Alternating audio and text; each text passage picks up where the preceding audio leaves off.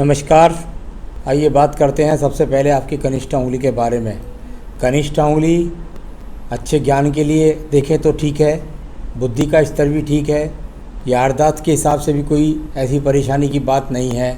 लेकिन सूर्य के पहले पर्व तक जब कोई कनिष्ठ उंगली नहीं पहुंचती तो ऐसे व्यक्ति का जीवन अस्थिर होता है।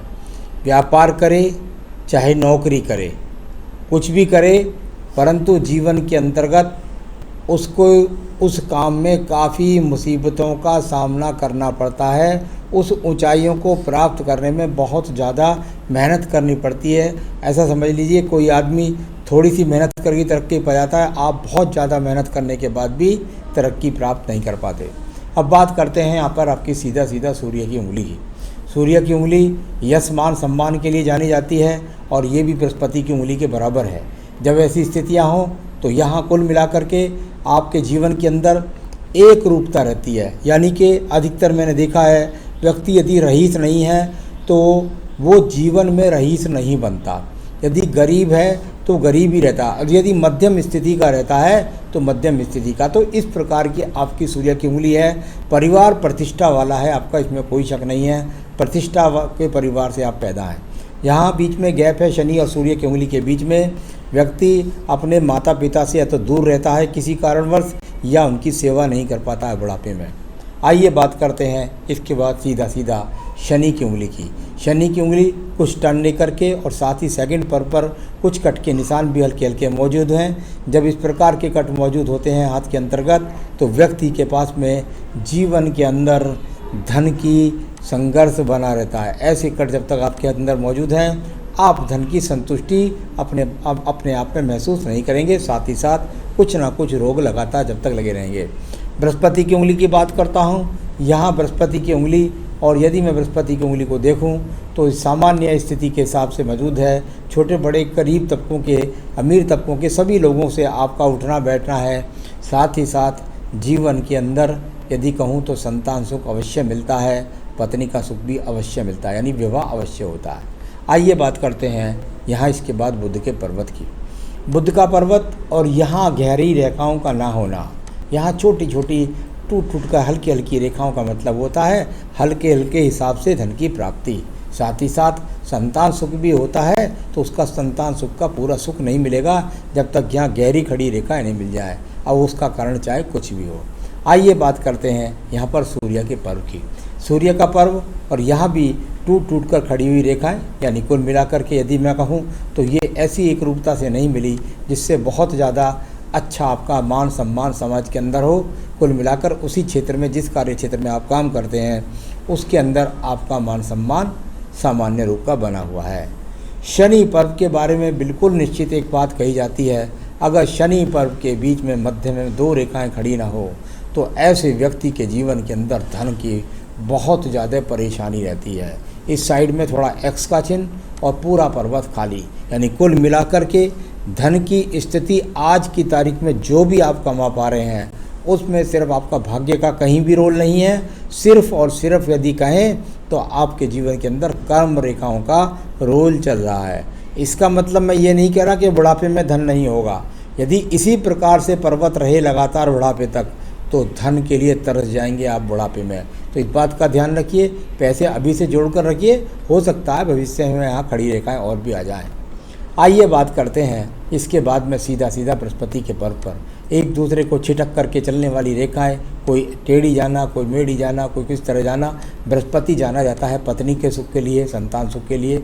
या टूट फूट करके रेखाएं जब व्यक्ति के जीवन के अंदर हों तो मकान बनने में, लग्जरियस जीवन प्राप्त करने में, पत्नी का सुख प्राप्त करने में, पुत्र संतान का सुख लेने में, बहुत सारी चीज़ें हैं जो आपके जीवन के अंदर बहुत टूट करके आपको मिली हैं, बहुत परेशानी से आपको मिलेंगी। सुख उनका नॉर्मल ही मिलेगा।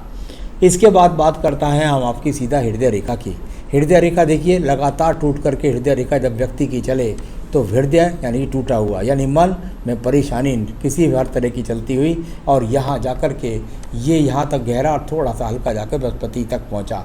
यानी कुल मिलाकर के मन के अंदर बहुत चिंताएं हैं, मन के अंदर हृदय रोग, मन के अंदर रोग लगे हुए हैं, यानी मन में अशांति फैली हुई है।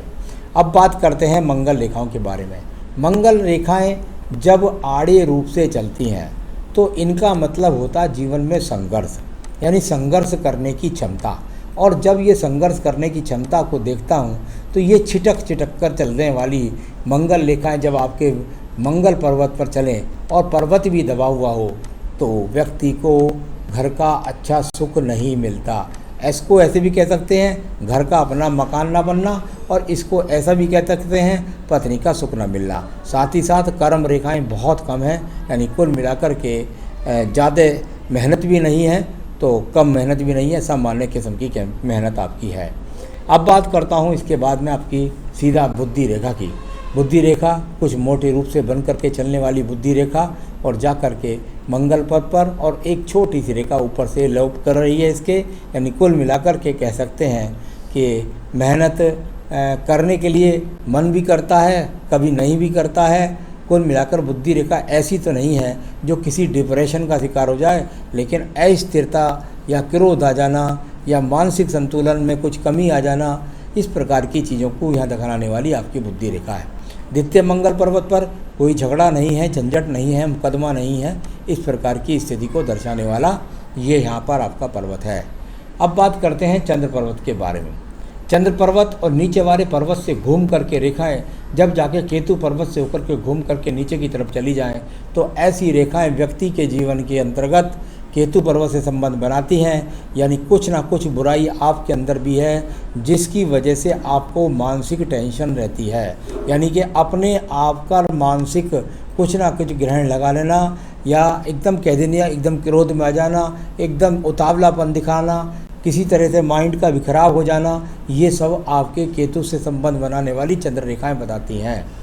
इसके बाद बात करता हूँ आपकी व्यापारिक रेखाओं के बारे में। ये व्यापारिक रेखाएं आपके पास हैं, भले ही ये रेखाएं टूट करके चलती हैं, परंतु ये व्यापारिक रेखाएं आपके हाथ के अंदर हैं। ऐसा भी संभव है कि आप पहले समय में भी व्यापार को करते रहे हों, लेकिन क्योंकि बुध की उंगली का टावर ठीक नहीं था तो ये वो अपने आप में स्थिति है जिसके द्वारा ऐसा कह सकते हैं कि आपके व्यापार में आपको कभी स्थिरता मिली ही नहीं, कभी आपको मज़ा आया ही नहीं। अब बात करता हूँ इसके बाद में मैं आपकी भाग्य रेखाओं की।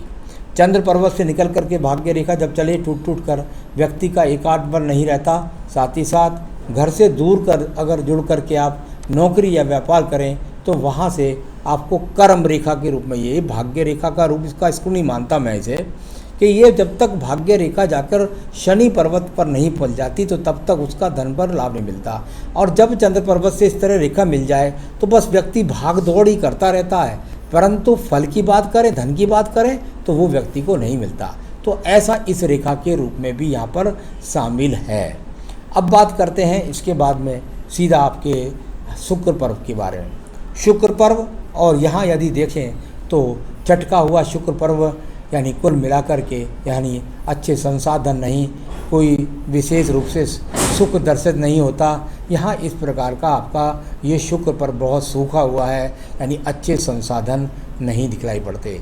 अगर संतान रेखा को देखूँ तो यहाँ पर आपके हाथ के अंदर संतान रेखा ही दिखाई नहीं पड़ती, तो संतान रेखा आपकी पत्नी से पता लगेगा। ये वो मंगल रेखाएं हैं जो आपको थोड़ा थोड़ा सपोर्ट करती रहती हैं, आपका घर का खर्च चलाती रहती हैं आपके संघर्ष से। तो अब ये भी हो गया। अब बात करते हैं आपकी आयु रेखा की। देखिए आयु रेखा को यदि मैं देखता हूँ तो ये आयु रेखा यहाँ से चली और इसके बराबर में एक दीप रेखा चली, यानी कुल मिलाकर के यहाँ तक इसके पीछे दीप, छोटा सा दीप इस रेखा के साथ साथ चल रहा है। और ये जीवन के 35 से लेके और लगभग 55 वर्ष तक चल रहा है, यानी ये वो समय है जिसमें आपको मन की अशांति, स्वास्थ्य की खराबी, साथ ही साथ गृह कलेश, ऐसी सारी स्थितियों को दिखलाने वाली कम से कम 35 से 55 तक की स्थिति तो बहुत अच्छी नहीं है। तो 35 से 55 तक की तो यहाँ तो ये अच्छी स्थिति यहाँ दिखलाई नहीं पड़ती। तो आयु रेखा को देखता हूँ, आयु रेखा को अभी मैं 65 वर्ष का ही बोलूँगा, इससे आगे बढ़ जाएगी तो और भी बन जाएगी। तो केतु पर्वत बहुत पीड़ित है, यानी रोगों के लिए सावधान रहने की ज़रूरत है। आइए आपके सवालों के जवाब देता हूँ। क्या जीवन में दाम्पत्य सुख है कि नहीं, अगर है तो कब तक? देखिए सर, अभी जो आपकी स्थिति चल रही है 35 वर्ष से लेकर के 55 वर्ष तक ये बहुत ही विकट स्थिति है। इसमें आपके जीवन में कष्ट है, और जब जीवन में कष्ट की बात करता हूँ तो यहाँ भाग्य रेखा भी अगर देखें तो है ही नहीं, यानी भाग्य पर्वत भी अस्त है। तो कुल मिलाकर भाग्य आपसे रूठा हुआ है। और यहाँ इस प्रकार का स्थिति जब होती है तो सभी क्षेत्रों में रोग को देखो तो रोग, और यहाँ पर यदि दाम्पत्य सुख को देखो तो उसको, यानी कुल मिलाकर मुझको लगता है लगभग 55 वर्ष के बाद ही आपको दाम्पत्य सुख में विराम लगेगा, जब तक आपके जीवन में हलचल ही मची रहेगी। इसके बाद आपने पूछा स्वास्थ्य का कैसा रहेगा। अभी तो ये स्वास्थ्य की स्थिति भी जब तक नॉर्मल से, यानी आपको काफ़ी अच्छी पूजा पाठ करनी पड़ेगी यदि आपको इन सब से बचना है तो। आर्थिक स्थिति के लिए भी आपका वैसा का वैसा ही संघर्ष है। हाँ, ऐसा कह सकते हो कि अभी 2 साल बाद थोड़ा सा आपको राहत मिल जाएगी, क्योंकि जहाँ गुणित करता हूँ भाग्य रेखा का वहाँ थोड़ी प्रबल बन रही है रेखा, तो थोड़ी सी राहत मिल जाएगी आपको 2 साल बाद। लेकिन स्थिति तो 55 वर्ष तक टिपिकल ही रहने वाली है। भविष्य में अपना मकान होगा या नहीं, अगर होगा तो कब तक? 2026 से 29 के बीच में कर्ज से लेकर के आपका मकान बनने की संभावना है। कन्फर्म रेखाएं मुझे नहीं दिख रही, हल्की हल्की दिख रही है, उसके हिसाब से मैंने आपको ये गणित बताया है। नौकरी या स्वयं व्यवसाय क्या बेहतर होगा? अगर व्यवसाय करें तो किस क्षेत्र में? सर, अगर किसी काम में आपने एक्सपीरियंस कर रखा है, क्योंकि आपका भाग्य कहीं ऊर्जित ही नहीं है, और जब भाग्य ऊर्जित नहीं होता तो उस समय मैं किसी को कार्य नहीं बताता, क्योंकि उस समय काम बताऊंगा तो वो काम भी आपका नहीं चलेगा। कुल मिलाकर यदि किसी कार्य का आपको एक्सपीरियंस है, पहले व्यवसाय आपने किया है, तो उसकी कम से कम समझ बूझ जानकारी तो आपको है। तो आपको चाहे व्यापार करें चाहे आप नौकरी करें, दोनों के अंदर भाग्य आपका साथ नहीं दे रहा है। जो मैं उपाय कर बताऊंगा उनको ज़रा ज़रूर कर लीजिएगा, वरना बहुत मुश्किल में आप पड़ जाएंगे। जीवन कैसा रहेगा? अभी बहुत संघर्ष का जीवन है। तो मेरा यहाँ डराने का किसी को उद्देश्य नहीं है, लेकिन मुझ पर रक्षा कवच के जो मंत्र आते हैं वो आपको बताने का मेरा फ़र्ज ज़रूर है। आइए बताता हूँ आप किस चीज़ से सब चीज़ों पर विजय प्राप्त कर सकते हैं। रुद्र गायत्री, यानी कि अगर मैं भले ही 55 वर्ष का क्या हूँ तो वो दीप जैसी रेखा हट जाएगी और अच्छी रेखा हो जाएगी। ऐसे मंत्रों में इन सब में वो शक्तियाँ हैं। रुद्र गायत्री मंत्र की 3 माला का रोज जाप करें। रुद्र गायत्री मंत्र की 3 माला का रोज जाप करें, साथ में हनुमान अष्टक पढ़ा करें। और कुल मिलाकर बजरंगबली के मंदिर में यदि हनुमान जी का प्रसाद आप मंगलवार को चढ़ाएंगे तो वो भी आपके लिए बहुत ज़्यादा अनुकूल रहेगा। साथ ही साथ दारिद्र्य दहन स्रोत भी आप पढ़ सकते हैं। तो ये आप करें और तभी आपके जीवन में कुछ आपकी ऐसी तरह आएगी। सब कुछ ठीक हो सकता है, इतना मुझे ज़्यादा मंत्रों की शक्ति पर विश्वास है। तो आप करिए, जीवन में सुखी रहिए। यही मेरी शुभकामनाएं। नमस्कार।